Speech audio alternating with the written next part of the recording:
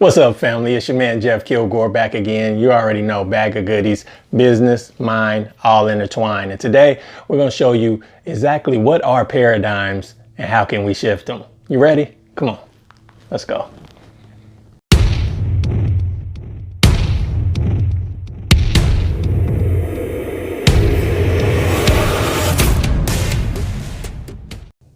Welcome back, family. It's your man Jeff Kilgore, and you already know how we do it. No filler, no fluff. We're just gonna get straight to the value. All right, by the end of this video, you're gonna understand exactly what paradigms are and how we can shift them. All right, now let's get right to it. Now we're gonna have to get a little bit detailed on this so that we can fully explain exactly what paradigms are in relation to your subconscious mind and the law of attraction and all of that good stuff. So we're gonna try to make it very clear for you right now. First off, what exactly is your paradigm?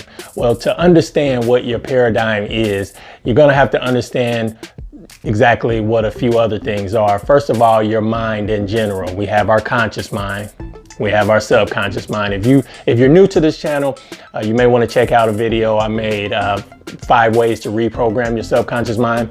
That'll give you a little bit of more of an understanding exactly into your subconscious mind, and I speak on it just about on every video. So check that out when you get a chance. But you have your mind, your conscious mind, and your subconscious mind.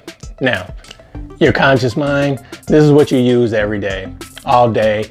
You know, you make decisions with your conscious mind, you reason, ration, answer questions, you're alert, coherent. Everything that you're consciously doing is with your conscious mind, obviously. And so the willpower, the grit and grind, everything that you're consciously trying to do, this is being done by your conscious mind. Now, the problem in most of our lives is that that's only controlling 5% of our daily habits. Now, I say problem because it is a problem until you understand exactly what's going on. Then it becomes an asset. Then it becomes a great thing rather than a problem.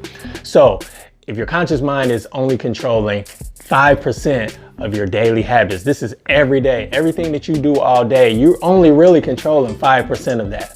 And so while we think today I'm gonna do this and do that, I'm gonna get it done, I'm gonna get all that, 5%. So you're not controlling as much as you consciously think that you are. So the other 95%, you probably guessed it, your subconscious mind. This is controlling all your habits. So all the things that you do without even thinking about. So we may think about, you know, I need to go to Walmart and get some whatever, right? So we're consciously thinking about that. So we go, you know, and we go get whatever it is that we said that we were going to get.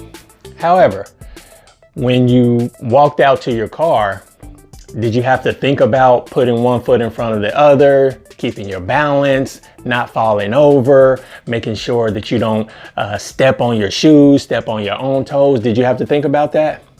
No, because your subconscious has mastered that task. More than likely when you were, you know, 1, 2 years old. Master that task. You don't even think about it. This is something that doesn't even enter your mind. All you do is grab your keys and head to the car. Well, your subconscious mind controlled all of that behavior, that one foot in front of the other, that keeping your balance, that not stepping on your toes, not stepping on somebody else's foot, not tripping over the step, all of that. Subconscious took care of that because you've been doing it forever. Your subconscious mind has that down pat, right? So driving the car, you get in, you turn the key, you start to drive. If you've been driving any amount of time, you don't think about it. You're just driving. You know what direction you have to go in, but for the most part, you're just driving. You're not thinking. This is something your subconscious mind has done repetitiously over and over and over. So you're not thinking about it. This is all part of that 95%, right?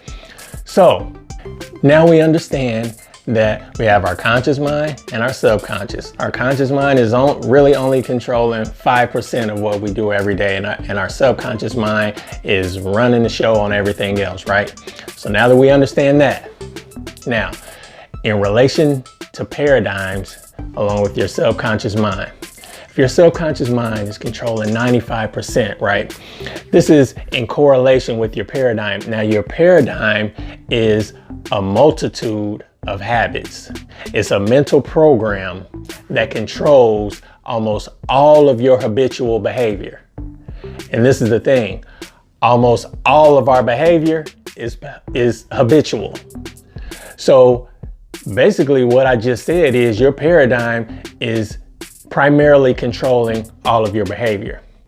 Again, it's a multitude of habits. Now those habits live within your subconscious mind.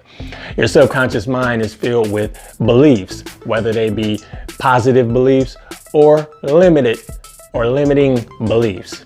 And so regardless of what end of the spectrum they're on, this is where they live in your subconscious. Now, you may have one belief, two beliefs, three beliefs, whatever on a certain area or topic in your life. Now, the multitude of those beliefs is a paradigm. So you may have a paradigm in relation to money. You may have a paradigm in relation to relationships, in relation to your self-image, what you think about yourself, your self-esteem, right? If our paradigm has almost exclusive control over our habitual behavior, and then almost all of our behavior is habitual, then it stands to reason that our paradigm is very important because it's controlling the majority, almost all of what we do every day, and we're not even thinking about it. We're not even conscious that that's what's happening. And so we're just letting life happen to us instead of us happening to life, instead of us living this life, instead of us exploring and enjoying and discovering. We're letting life happen to us because it's just running that same program. Now, where did this program come from? I'm glad you asked. First off, let's go through the brain waves, different stages of your mind. So we've talked about this on previous videos before. You have your beta, you have your alpha, you have your theta, and you have your delta. Now, I'm not talking about sororities and fraternities and all that stuff, right? What I mean is when you're in beta, you're coherent, alert, thinking, talking, everything's going. Right now I'm in beta. I'm alert, everything's going on, all these bits of information. I can see the walls, the floor, everything, right? That's beta. Now, alpha is one step below that in regards to brain waves. Alpha, you're still coherent, you're still very alert. However, it's a more creative stage. So you may be really concentrating on one thing. So you may be writing, you may be reading, you may be watching TV, you may be on the internet, something you're concentrating, you might be drawing, whatever it is that you're doing, you're in more of a creative state, but you're still coherent and very alert. If you hear your name across the room, you're definitely, going to pick up on that and be able to respond, right? That's alpha. Now, one step below that is theta, and then one step below that is delta. Delta is when you're unconscious, basically, you're asleep, pretty much out cold. You're not conscious of what's going on. So when you're asleep, that's delta. Now, let's back up to theta. This is where the magic happens. So we're trying to understand our different brain waves so we can understand this whole subconscious mind and paradigm thing and where these programs came from that are either making your life wonderful or making your life something that you're not in agreement with, right? So theta, this is that stage when you're almost asleep, but not quite. You're in between falling asleep, you're in between being awake. So when you're falling asleep, a lot of the 2 million bits of information that could be coming into your head are kind of phased out. They're like in a fog, they're like blurry. It's like, not really hearing all that. I'm almost asleep. Not much going on other than, my thoughts that I'm thinking as I fall asleep or as I'm drifting off to sleep, right? So this is the optimal prime time to feed your subconscious mind with reprogramming, affirmations, subliminals, etc. Now, where did your program come from? The deep-rooted beliefs in your subconscious, I'm talking your core beliefs in your subconscious, where did they come from? This is where they came from. During the ages 1 to 7, your mind, the majority of that time, ages 1 through 7, actually 0 to 7, your mind is in theta mode. Remember, I just told you, this is where all the magic happens. This is prime optimal time to feed your subconscious mind with beliefs that you want to either reprogram or you want to make a change in the way you believe, way you think about something, right? You want to make a change in your life. Theta is the prime optimal time to do that. Well, in ages 0 to 7, you're in theta the whole time. All the time, right? So what that means is from the time that you're born up until about age 7, between 7 and 8, you are being programmed 24/7. So whoever you were around, whatever environment you were in, those beliefs of those people, the beliefs of that environment, the overall paradigm of that environment and those people, and I'm saying those people, which is more than likely your mom, your dad, your sister, your brother, the people that you grew up around and spent the majority of your time with, those beliefs were being drained and dropped right into your subconscious mind during that whole 0 through 7 years old. And so this is where the majority of your core beliefs came from. And so yes, as you get older, you start to develop additional beliefs. However, those core beliefs, unless they're changed, unless you do something to change them, and we can teach you how to reprogram those beliefs, but unless you do that, those beliefs are going to be there till the day you die. And so this is why if your parents have a certain accent or speak a certain language, you do as well.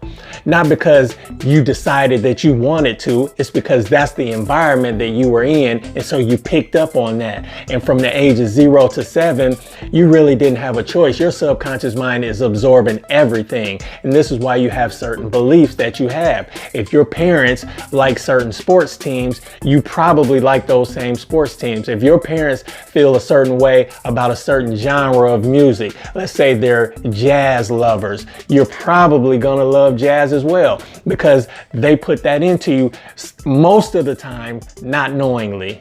Most of the time, parents don't even know what they're doing. I'm one of them.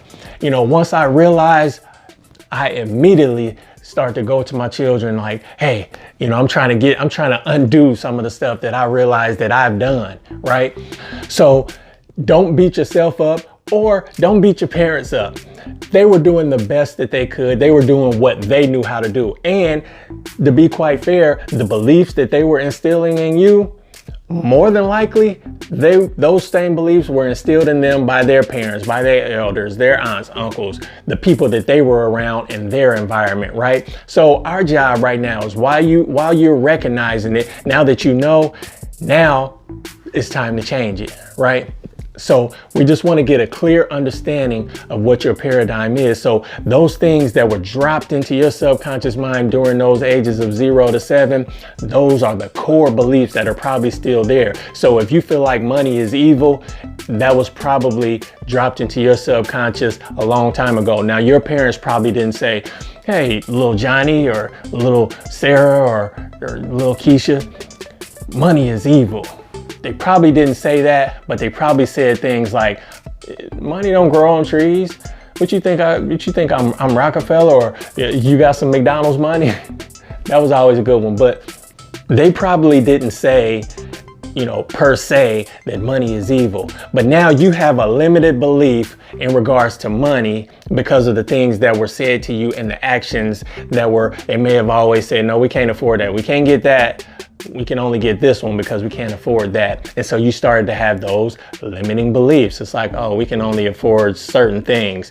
Those type things, the one that I really like though, I can't really have that because we can't afford it. And so it seems harmless when you're a small child. It seems harmless to your parents. All they're saying is at the time to them was the truth. We can't afford that. No, put that back. We're not getting that one. We're getting this one. And so to them, it was harmless. To you, it was harmless. But as you got older, those same beliefs are still deep down in your subconscious and have become a part of your paradigm, right? So now you feel like the same way. You have the same limiting beliefs. And then eventually you begin to tell your kids. You see now how this cycle just goes on and on. So we have an overall, sometimes there's generational paradigms as to where your family, you ever notice how a rich family most of the children end up rich as well, it's not because they're just super bright, they're extremely intelligent and smart, and they just have that go-getter attitude. It's because of their paradigms. This was programmed into them from the time that they were born, right? And so, and you notice that most poor families end up staying that way. Sadly enough, it's true. And then they say the rich get richer and the poor get poor. It's because you keep feeding that same mentality. And if you feed a wealthy mentality, you're going to get more of it and become more wealthy. You feed a poor mentality, you're going to get more of it and you're going to be more poor. It's simple as that, right? So your paradigm in regards to these different areas in your life, we're going to have to figure out a way to reprogram or to change those paradigms, because with the paradigm that you have now, and if you're not satisfied or you're not happy with where you are in life, in regards to whatever it is, I keep using the money example because I know everyone can relate to it. Now, if you have a certain paradigm in regards to money that, let's say you deep down inside, you feel I'm really only capable of making about 50,000 a year. You're gonna always make around 50,000 a year. It may fluctuate a little, may go up slightly, may go down slightly, but it'll always come back around and end up around that area because that's what you truly believe. Now, you want to change that, right? In your conscious mind, you're saying, no, I want to make 100,000. I want to make 1,000,000. Like, I want to make as much as I can. I want to help my family. I want to be a blessing to the people around me, right? This is your conscious mind, and rightfully so. You should be thinking that way. However, you only think that way during that time when you're thinking it. You're not visualizing, you're not meditating, and you're not doing all the things to reprogram your subconscious mind.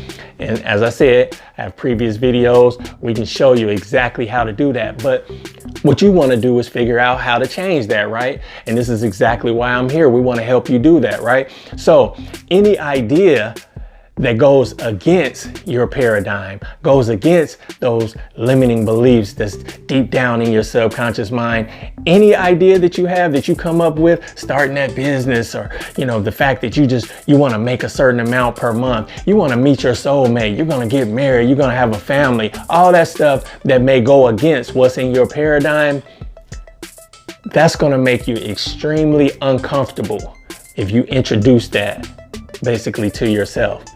And so the very first time that you say, you know what, I think I want to make $10,000 a month, that would be great. That would be very beneficial to me and my family. I want to make $10,000 a month. And so at first you hype, you excited, like, yeah, I want to make $10,000 a month. And almost immediately little voices start to play in your mind. How you gonna make $10,000 a month? Really? 10,000 a month? Like, I mean, really, that's a lot. Like, you can go a little bit lower than, $10,000 a month. You don't even have the skills. You didn't finish college. The job you're making now don't even make half of that. Don't even make a third of that. All these little voices in your head, and you begin to talk yourself out of it. See, this is your old paradigm saying, wait a minute, you're going against what we believe. Not only what we believe, these are core beliefs. You understand? So right now you're upsetting the apple cart. So what happens? You allow yourself to talk yourself out of whatever it is that you're dreaming, their goals, everything you want to achieve, you talk yourself out of it every time.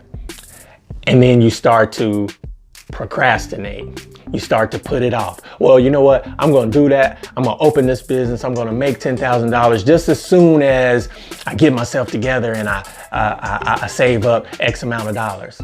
Or just as soon as the kids get out of school.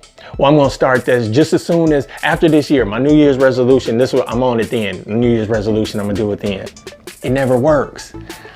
It never works because you're waiting for something else to happen before you get moving on it.